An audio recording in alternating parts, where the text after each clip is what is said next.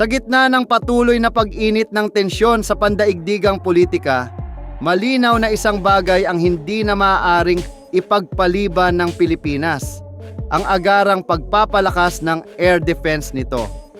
Habang ang modernong digmaan ay umiikot na sa paggamit ng advanced fighter jets, drones at long-range missiles, ang kakulangan sa matibay na depensa sa himpapawid ay maaaring magdulot ng seryosong panganib sa pambansang seguridad. Ayon sa mga naunang ulat mula sa larangan ng depensa, isa sa mga hakbang na ikinonsidera ng Armed Forces of the Philippines, AFP, ay ang posibleng pagkuha ng Akash Short-Range Air Defense System mula sa India. Tinatayang nagkakahalaga ng humigit kumulang $200 milyong ang naturang potensyal na kasunduan na itinuturing ng maraming eksperto bilang isang mahalagang hakbang patungo sa pagpapalakas ng kakayahan ng bansa na ipagtanggol ang sarili nitong himpapawid. Ang Akash ay isang surface-to-air missile system na dinisenyo upang harapin ang iba't ibang uri ng banta sa himpapawid, mula sa fighter aircraft, cruise missiles, hanggang sa mga modernong drone na lalong nagiging bahagi ng mga labanan sa kasalukuyan. Depende sa variant, kaya nitong tamaan ang mga target sa taas na hanggang 18 kilometro at sa layo na 25 hanggang 30 kilometro na nagbibigay ng sapat na saklaw para sa proteksyon ng mga kritikal na lugar. Ngunit higit pa sa mga numerong ito, ang tunay na lakas ng sistemang Akash ay nasa kakayahan nitong sabay-sabay na makipaglaban sa maraming target.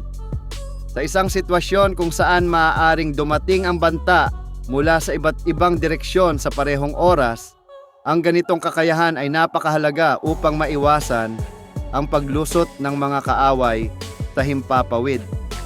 Isa pang mahalagang katangian ng sistemang ito ay ang mobility nito. Maaaring ilagay ang Akash sa mga mobile launch platforms na nagbibigay daan upang mabilis itong mailipat at maipwesto sa mga lugar na nangangailangan ng agarang proteksyon. Para sa Pilipinas, isang bansang binubuo ng higit 7,000 isla, ang ganitong flexibility ay isang napakalaking bentahe.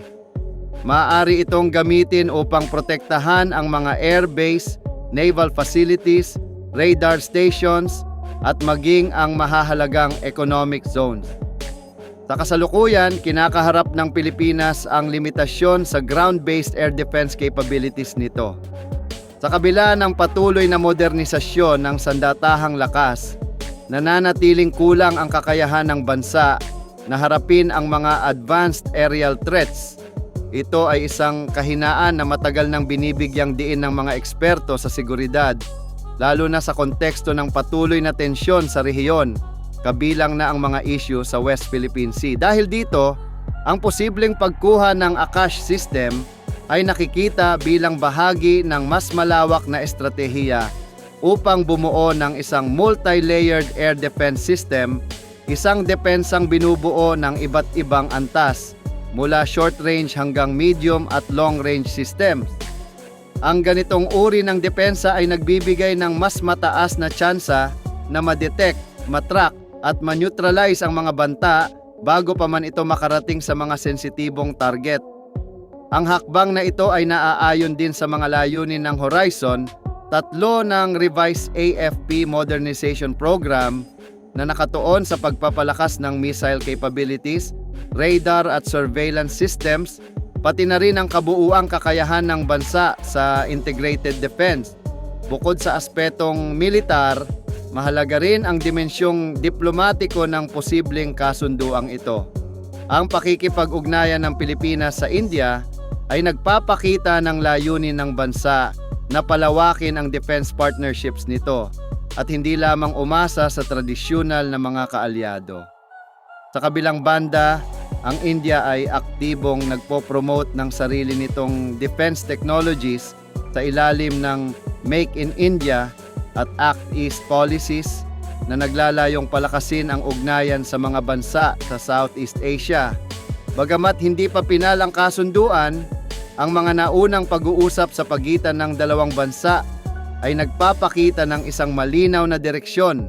Ang Pilipinas ay seryosong naghahanap ng mga paraan upang mapalakas ang kakayahan nitong ipagtanggol ang sarili sa isang lalong nagiging komplikadong kapaligiran ng seguridad. Sa huli, ang patuloy na pag-init ng tensyon sa mundo ay nagsisilbing paalala na ang kahandaan sa depensa ay hindi dapat ipagwalang bahala. Para sa Pilipinas, ang pagpapalakas ng air defense ay hindi lamang usapin ng modernisasyon. Ito ay isang mahalagang hakbang upang mapanatili ang soberanya, maprotektahan ang teritoryo, at matiyak ang kaligtasan ng mamamayan. Sa isang mundong puno ng hindi tiyak na banta, ang pagiging handa ay hindi lamang opsyon, ito ay isang obligasyon.